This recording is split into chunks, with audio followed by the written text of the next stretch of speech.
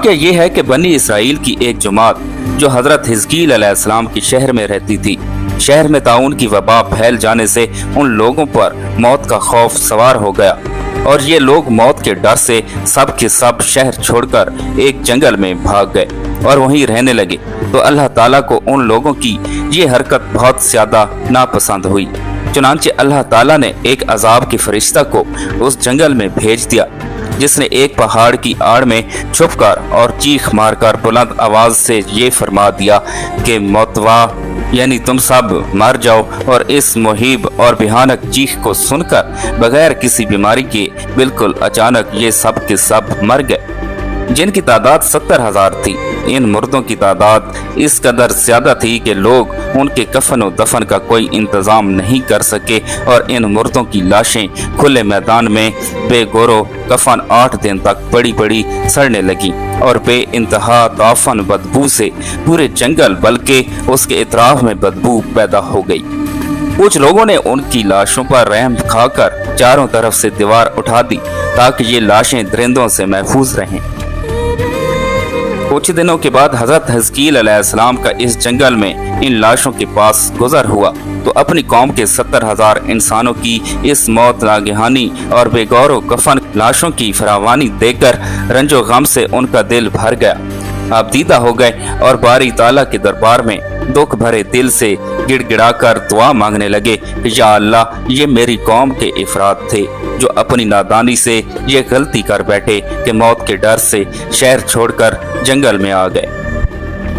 ये सब मेरे शहर के बाशिंदे हैं, इन लोगों से मुझे अंश था और ये लोग मेरे दुख सुख के शरीक थे। अफसोस कि मेरी कौम हलाक हो गई और मैं बिल्कुल अकेला रह गया। ऐ मेरे रब, ये वो कौम थी जो तेरी हमद करती थी और तेरी तौहीद का ऐलान करती थी और तेरी कबरियाई का खुतबा पढ़ती थी। आप बड़े सोच दिल के साथ दुआ में मशगूल थे कि अचानक आप पर वही उतर पड़ी कि ऐ हिजकील अलैहिस्सलाम, आप इन बिखरी हुई हड्डियों से फरमा दीजिए कि ऐ हड्डियों, बेशक अल्लाह ताला तुमको हुक्म फरमाता है कि तुम इकट्ठा हो जाओ। ये सुनकर बिखरी हुई हड्डियों में हरकत पैदा हुई और हर आदमी की हड्डियां जमा होकर हड्डियों के ढांचे बन गए। फिर ये वही आई कि ऐ हिजकील अलैहिस्सलाम, आप फरमा दीजिए कि ऐ हड्डियों, तुमको अल्लाह का ये हुक्म है कि तुम गोश्त पहन लो।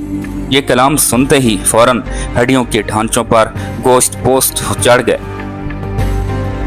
फिर तीसरी बार ये वही नाजिल हुई, ऐ हिजकील, अब ये कह दो कि मुर्दो, खुदा के हुक्म से तुम सब उठकर खड़े हो जाओ। चुनांचे आपने ये फरमा दिया तो आपकी जुबान से ये जुमला निकलते ही 70,000 लाशें खड़ी हो गईं। सुभान अल्लाहुम्मा व बिहम्दिका ला इलाहा इल्ला अंता। फिर ये सब लोग जंगल से रवाना होकर अपने शहर में आकर दोबारा आबाद हो गए और अपनी उम्रों की मुद्दत भर जिंदा रहे। लेकिन उन लोगों पर उस मौत का इतना निशान बाकी रह गया कि उनकी औलाद के जिस्मों से सड़ी हुई लाश की बदबू बराबर आती वही, और ये लोग जो कपड़ा भी पहनते थे वो कफन की सूरत में हो जाता था और कब्र में जिस तरह कफन मैला हो जाता था ऐसा ही मैलापन उनके कपड़ों पर नमूदार हो जाता था।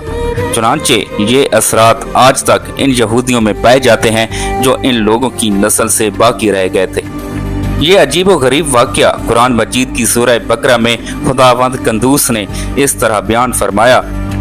उसका तर्जमा कुछ यूं है, ऐ महबूब, क्या तुमने ना देखा था उन्हें जो अपने घरों से निकले और वो हजारों थे मौत के डर से, तो अल्लाह ने उनसे फरमाया मर जाओ, फिर उन्हें जिंदा फरमा दिया। बेशक अल्लाह लोगों पर फजल करने वाला है, मगर अक्सर लोग नाशुक्रे हैं। बनी इसराइल के इस मुहीरुल अकौल वाक़या से मदरजा झैल हदायत मिलती हैं। आदमी मौत के डर से भागकर अपनी जान नहीं बचा सकता, लिहाजा मौत से भागना बिल्कुल ही बेकार है। अल्लाह ताला ने जो मौत मुकद्दर फरमा दी है वो अपने वक्त पर जरूर आएगी। ना एक सेकंड अपने वक्त से पहले आ सकती है, ना एक सेकंड बाद आएगी। लिहाजा बंदों को लाजिम है कि रज़ाए इलाही पर राजी रहकर साबिर और शाकिर रहें और खा कितनी ही वबा फैले या घुमसान का रन पड़े, इत्मीनान और सुकून का दामन अपने हाथ से ना छोड़ें और ये यकीन रखें कि जब तक मेरी नहीं आती मुझे कोई नहीं मार सकता और ना मैं मर सकता हूँ। और जब मेरी मौत आ जाएगी तो मैं कुछ भी करूं, कहीं भी चला जाऊं, भाग जाऊं या डट कर खड़ा रहूं, मैं किसी हाल में बच नहीं सकता। इस आयत में खास तौर पर मुजाहिदीन को हदायत की गई है कि जहाद से गुरेज करना या मैदान जंग छोड़कर भाग जाना हरगिज मौत को दफा नहीं कर सकता। लिहाजा मुजाहिदीन को मैदान जंग में दिल मजबूत करके डटे रहना चाहिए और ये यकीन रखना चाहिए कि मैं मौत के वक्त से पहले नहीं मर सकता, न कोई मुझे मार सकता है। यह अकीदा रखने वाला उस कदर बहादुर और शेर दिल हो जाता है कि खौफ और बुज़दिली कभी उसके करीब नहीं आती और उसके पाए इस्तक़लाल में कभी बाल बराबर भी कोई लग़ज़िश नहीं आ सकती। इस्लाम का बख्शा हुआ यही वो मुक़द्दस अकीदा है कि जिसकी बदौलत मुजाहिदीन इस्लाम हज़ारों कुफार के मुकाबला में तन्हा पहाड़ की तरह जमकर जंग करते थे, यहाँ तक कि फतेह मुबीन उनके कदमों का बोसा लेती थी और वो हर जगह जंग में मुज़फ़्फ़र व मंसूर होकर अजर अजीम और माल गनीमत की दौलत से माला माल होकर अपने घरों में इस हाल में वापस आते थे कि उनके जिस्मों पर जख्मों की कोई खराश भी नहीं होती थी और वो कुफार के दिल बादल लश्करों का सफाया कर देते थे। मनकूल है कि बनु उमैया का बादशाह अब्दुल मुल्क बिन मरवान जब मुल्क शाम में ताउन की वबा फैली तो मौत के डर से घोड़े पर सवार होकर अपने शहर से भाग निकला और साथ में अपने खास गुलाम और कुछ फौज भी ले ली और वो ताउन के डर से उस कदर खैफ और हरासां था कि जमीन पर पाँव नहीं रखता था बल्कि घोड़े की पुष्ट पर सोता था। दौरान सफर एक रात उसको नींद आई तो उसने अपने गुलाम से कहा कि तुम मुझे कोई किस्सा सुनाओ। तो होशियार गुलाम ने बादशाह को नसीहत करने का मौका पाकर यह किस्सा सुनाया कि एक लोमड़ी अपनी जान की हिफाजत के लिए एक शेर की खिदमत गुजारी किया करती थी, तो कोई दरिंदा शेर की हैबत की वजह से लोमड़ी की तरफ देख नहीं सकता था और लोमड़ी नहायत ही बेखौफी और इत्मीनान से शेर के साथ जिंदगी बसर करती थी। अचानक एक दिन एक अकाब लोमड़ी पर झपटा तो लोमड़ी भागकर शेर के पास चली गई और शेर ने उसको अपनी पीठ पर बिठा लिया। अकाब दोबारा झपटा और लोमड़ी को शेर की पीठ पर से अपने जंगल में दबाकर उड़ गया।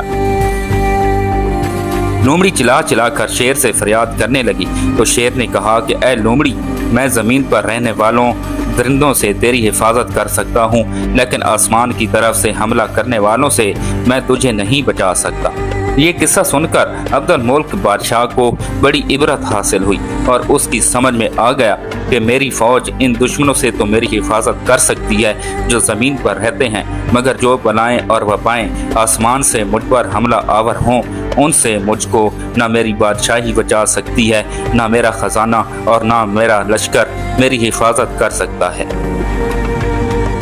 आसमानी बलाओं से बचाने वाला तो बजज़े खुदा के और कोई नहीं हो सकता।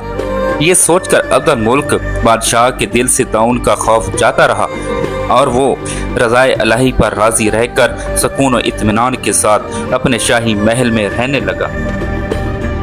अक्सर मुफस्सरीन के नज़दीक ये वाक़या हज़रत अजीज़ बिन शुरखी अलैहिस्सलाम का है जो बनी इसराइल के एक नबी हैं। वाक़या की तफसील ये है कि जब बनी इसराइल की बदअमालियाँ बहुत ज़्यादा बढ़ गईं तो उन पर खुदा की तरफ से ये अजाब आया कि बख्त नसर बाबली एक काफिर बादशाह ने बहुत बड़ी फौज के साथ बैतुल मुक़द्दस पर हमला कर दिया और शहर के 1 लाख बाशिंदों को कत्ल कर दिया और 1 लाख को